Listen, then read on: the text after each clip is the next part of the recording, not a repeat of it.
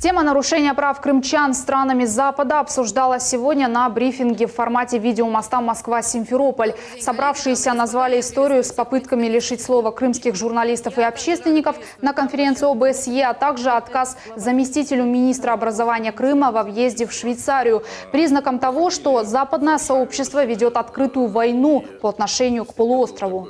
В этом году, конечно же, мы совершили определенный прорыв. Особое внимание уделялось крымско-татарской теме. И здесь следует отметить, что аргументов новых у наших западных оппонентов не находится, а услышать и принять позицию самих крымских татар они оказываются не готовы. Вот возникает вопрос, хотят ли секретариаты этих организаций знать истину? Мы их приглашаем приехать в Крым. На конференции затронули тему прессинга крымских татар, например, Сейтумер Нимитулаев. Он сейчас преследуется гонением со стороны Украины, а имущество его арестовано без каких-либо оснований.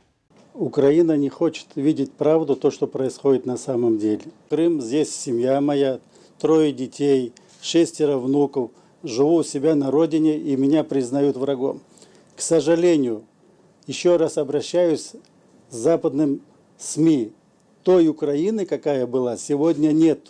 Сегодня там управляют националисты, которые не хотят видеть правду. Как отметили общественники, в этом году удалось сделать первый шаг к прорыву информационной блокады. В дальнейшем крымчане будут продолжать принимать участие в мероприятиях на мировых площадках.